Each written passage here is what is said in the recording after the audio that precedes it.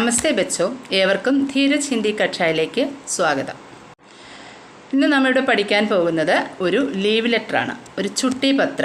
Leave letter നമുക്ക് എങ്ങനെ തയ്യാറാക്കാം? ലീവ് ലെറ്റർ എന്ന് പറയുമ്പോൾ നമ്മൾ സ്കൂളുകളിൽ, അതുപോലെ തന്നെ ഓഫീസിൽ, ഏത് പ്രസ്ഥാനത്തിലാണോ നമ്മൾ വർക്ക് ചെയ്യുന്നത് അവിടുത്തെ മേലധികാരികൾക്ക് നമുക്ക് 2 ദിവസത്തെ അല്ലെങ്കിൽ എത്ര ദിവസത്തെ നമുക്ക് ലീവ് വേണം എന്നുള്ള കാരണത്താൽ കൊടുക്കുന്ന ലെറ്ററാണ്. അപ്പോൾ അതെങ്ങനെയാണ് തയ്യാറാക്കുന്നത് നമുക്ക് നോക്കാം. അപ്പോൾ ഒരു ലീവ് ലെറ്റർ തയ്യാറാക്കുമ്പോൾ ഫസ്റ്റ് സ്റ്റെപ്പ് എന്ന് പറയുന്നത് സേവാമി എന്ന് വെച്ചാൽ ടു അഡ്രസ്സാണ്. അത് ആ സ്ഥാപനത്തിൻ്റെ, സ്കൂളിലാണെങ്കിൽ സ്കൂളിലെ പ്രധാന ആചാര്യ, ദാറ്റ് ഈസ് ഹെഡ് മാസ്റ്റർ, ആരാണോ മേലധികാരി അദ്ദേഹത്തിനാണ് നൽകേണ്ടത്. ഇവിടെ നമ്മൾ സ്കൂളിൽ പഠിക്കുന്ന കുട്ടികളുടെ ലീവ് ലെറ്ററാണ് തയ്യാറാക്കുന്നത്. അതുകൊണ്ട് ഇവിടെ സേവാമി പ്രധാനാചാര്യ, പ്രാചാര്യ എന്നും പറയാം. അപ്പോൾ അതിൽ ഏതാണോ നിങ്ങൾക്കിഷ്ടം അത് എഴുതിയാൽ മതി. ഏതെങ്കിലും ഒന്ന്, രണ്ടും കൂടെ എഴുതേണ്ട ആവശ്യമില്ല. ദെൻ സ്കൂളിൻ്റെ പേര്, സ്ഥലം, സ്കൂൾ നിൽക്കുന്ന സ്ഥലം, ഇത്രയുമാണ് സേവാമേമിൽ നമ്മൾ നൽകുന്നത്. സേവാമേം, ആദ്യം സേവാമേം എഴുതാതെ ടു എന്ന് നമ്മൾ എഴുതാറുണ്ടല്ലോ, അത് തന്നെ. ദെൻ പ്രധാനാചാര്യ, സ്കൂളിൻ്റെ പേര്, സ്ഥലം, ഇത്രയുമാണ് ആദ്യത്തെ സ്റ്റെപ്പായിട്ട് വേണ്ടത്. രണ്ടാമത് നമുക്ക് വിഷയമാണ് കൊടുക്കുന്നത്. വിഷയം എന്താണ്? വിഷയം നമ്മൾ ലീവ് എടുക്കാനുള്ള കാരണം എന്താണ്, അതാണ് കൊടുക്കുന്നത്. ഇവിടെ ഞാൻ തന്നിരിക്കുന്ന വിഷയമെന്ന് പറഞ്ഞാൽ 3 दिन की छुट्टी के लिए ആവേദൻ പത്ര, അതായത് 3 ദിവസത്തെ അവധിക്ക് അപേക്ഷിച്ചുകൊണ്ടുള്ള ആപ്ലിക്കേഷൻ ലെറ്ററാണ് നൽകുന്നത്. 3 ദിവസത്തേക്കുള്ള ലീവ് ലെറ്റർ.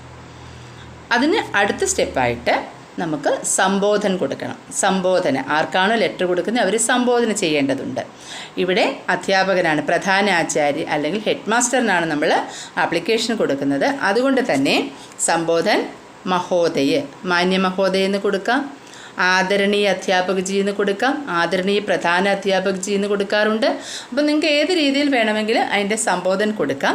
ഞാനിവിടെ മഹോദയ് എന്നാണ് കൊടുത്തിരിക്കുന്നത്. അതിനുശേഷം ഒരു കോമ, അത് വളരെ അത്യാവശ്യമാണ്. ദെൻ ലെറ്റർ ബോഡിയാണ്.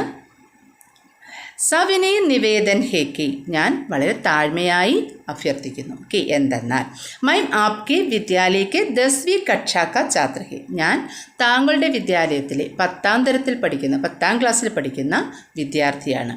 വിദ്യാർത്ഥിനികളാണെങ്കിൽ ഛാത്ര എന്നും എഴുതാം. മൈം ആപ്കെ വിദ്യാലയക്ക് 10वीं कक्षा का छात्र हूँ. മുझे अपने മാമാജി കെ ഷാദി മേ ജാനാ ഹെ, എനിക്കെൻ്റെ മാമാജിയുടെ വിവാഹത്തിൽ പങ്കെടുക്കേണ്ടതുണ്ട് അല്ലെങ്കിൽ പോകേണ്ടതുണ്ട്. മുझे ഷാദി മേ ജാന ബഹുത് ജരൂരി ഹെ, എനിക്ക് ആ വിവാഹത്തിൽ പങ്കെടുക്കേണ്ടത് അല്ലെങ്കിൽ വിവാഹത്തിന് പോകേണ്ടത് വളരെ അത്യാവശ്യമാണ്. ക്യോംകി എന്തുകൊണ്ടെന്നാൽ, വോ മേരാ ഏക് ഹി മാമാജി ഹെ, അതെൻ്റെ ഒരേ ഒരു മാമാജിയാണ്. അതുകൊണ്ട് എനിക്ക് തീർച്ചയായിട്ടും ആ കല്യാണത്തിന് പോയേ പറ്റും, ആ വിവാഹത്തിൽ പങ്കെടുത്തേ പറ്റും. അതാണ് പറയുന്നത്. സവിനയ നിവേദൻ ഹേ കി മൈം ആപ്കെ വിദ്യാലയക്ക് 10वीं कक्षा का छात्र है. मुझे अपने मामाजी के शादी में जाना है.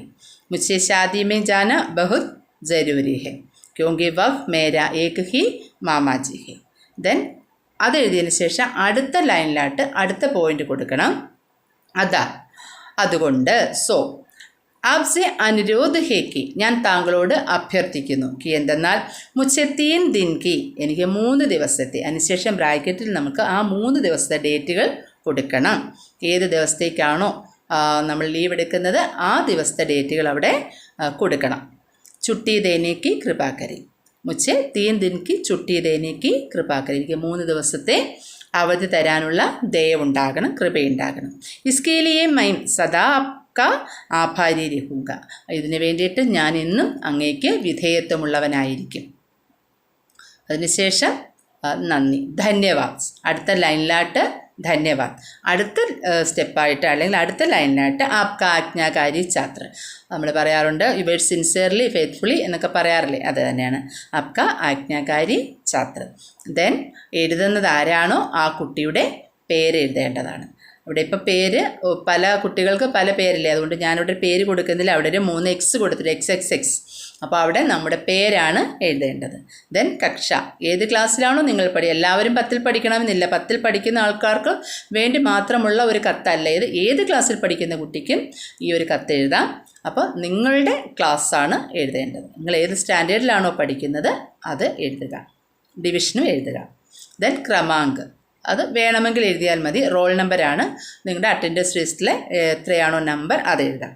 ദെൻ ഡേറ്റ്, നമ്മൾ എഴുതുന്ന ദിവസത്തെ ഡേറ്റ് വേണം അവിടെ കൊടുക്കാനായിട്ട്. ഏത് ദിവസമാണോ നമ്മൾ കത്ത് അവിടെ കൊടുക്കുന്നത്, ഇപ്പോൾ ഒരാഴ്ച മുന്നേ കത്ത് കൊടുക്കുകയാണെങ്കിൽ അന്നത്തെ ഡേറ്റ് എഴുതാം. അത് നിങ്ങളുടെ ഇഷ്ടം പോലെ ചെയ്യാം. അപ്പോൾ എന്തായാലും നമ്മൾ 20 തൊട്ട് 22 വരെയാണ് നമ്മൾ ലീവിന് അപേക്ഷിച്ചിരിക്കുന്നത്. നിങ്ങൾ ലെറ്റർ കൊടുക്കാൻ ഉദ്ദേശിക്കുന്ന സമയത്തെ അല്ലെങ്കിൽ ആ ദിവസത്തെ ഡേറ്റ് നമുക്കവിടെ കൊടുക്കാം. ഇത്രയുമാണ് ഒരു ചുട്ടി പത്രം എന്ന് പറയുന്നത്. ഒരു കാര്യം കൂടി പറയാനുണ്ട്. ഈ ദിനാങ്ക് നമുക്ക് വേണമെങ്കിൽ സേവാമയം എഴുതിയതിന് ശേഷം ഒരു ലൈൻ വിട്ടിട്ട് നമുക്ക് ഈ ദിനാങ്ക് അവിടെ വേണമെങ്കിലും കൊടുക്കാം. താഴെ കൊടുത്താലും തെറ്റില്ല. അപ്പം നിങ്ങൾക്ക് ഏത് രീതിയിലാണോ നിങ്ങൾക്ക് പറ്റുന്നത് ആ രീതിയിൽ നിങ്ങൾക്കത് എഴുതാവുന്നതാണ്. ഇതാണ് നമ്മുടെ ലീവ് അപേക്ഷിക്കുമ്പോൾ സ്കൂളിൽ കൊടുക്കുന്ന ഒരു ചുട്ടിപ്പത്രം എന്ന് പറയുന്നത്. അപ്പം ഇത് നിങ്ങൾക്ക് മനസ്സിലായി കാണുമെന്ന് ഞാൻ വിചാരിക്കുന്നു. അപ്പോൾ ഇത് കണ്ടുകൊണ്ടിരിക്കുന്ന എല്ലാവരും എൻ്റെ ഈ ചാനലൊന്ന് സബ്സ്ക്രൈബ് ചെയ്യണം. ഓൾ ബട്ടൺ അമർത്തുകയാണെങ്കിൽ, ഓൾ എന്ന ബട്ടൺ അമർത്തിയാൽ നിങ്ങൾക്ക് ഞാനിടുന്ന എല്ലാ വീഡിയോസും കാണാൻ കഴിയുന്നതാണ്. അപ്പോൾ ഇതുവരെ എന്നെ കേട്ടുകൊണ്ടിരുന്ന എല്ലാവർക്കും നന്ദി, നമസ്കാരം.